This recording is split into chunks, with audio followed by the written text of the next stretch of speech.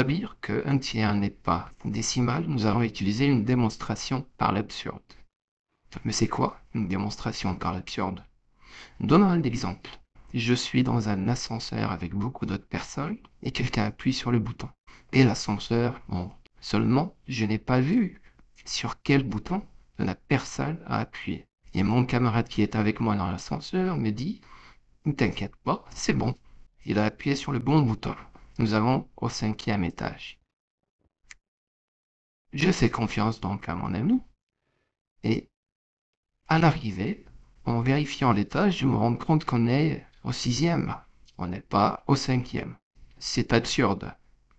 Mon ami m'avait dit que la personne avait appuyé sur le 5. On devrait être au 5e. Mon hypothèse de départ, qui supposait que mon ami avait raison et qu'on avait se retrouvé au 5e, était donc fausse.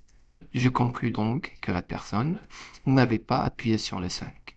Ce que je viens de faire est un raisonnement par l'absurde. Et là, on a suivi toutes les étapes d'une preuve par l'absurde.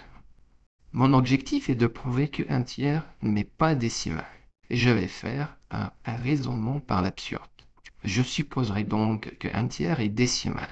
Et cela devrait m'amener lors de mon raisonnement à un résultat absurde. Je conclurai alors que ma supposition de départ, un tiers est décimal, ne pouvait pas être vraie.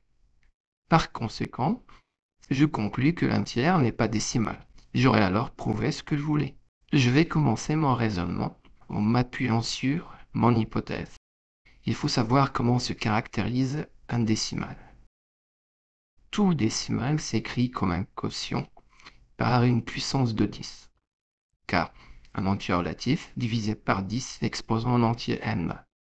Exemple, 0,254 qui est un décimal à 3 chiffres après la virgule peut s'écrire 254 ou divisé par 10 exposant 3. De même, 135,0902 qui est un décimal à 4 chiffres après la virgule peut s'écrire 1 350 902 divisé par 10 exposant 4. Il suffit de décaler la virgule de 4 positions vers la droite. Donc maintenant, on utilise la propriété et on peut affirmer que n tiers égale k divisé par 10 exposant n. On utilise le produit en croix. 1 multiplié par 10 exposant n égale donc 3 multiplié par k. Cela nous permet donc de dire que 10 exposant n est un multiple de 3. Deuxième chose à savoir, un nombre est multiple de 3 si la somme de ces chiffres est dans la table de 3. Et réciproquement. Exemple, 27 est multiple de 3 parce que 2 plus 7 égale 9. Et 12 879 est aussi multiple de 3 car si on additionne les chiffres, 1 plus 2 plus 8 plus 7 plus 9, eh bien on trouve 27 qui est multiple de 3.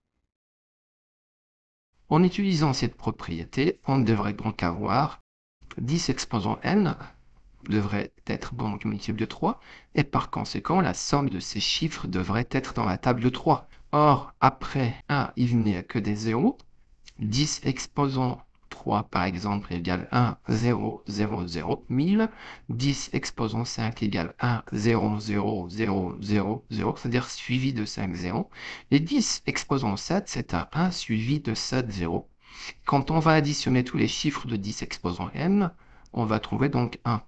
1 n'est pas dans la table 3, donc 10 exposant n ne peut pas être dans la table 3.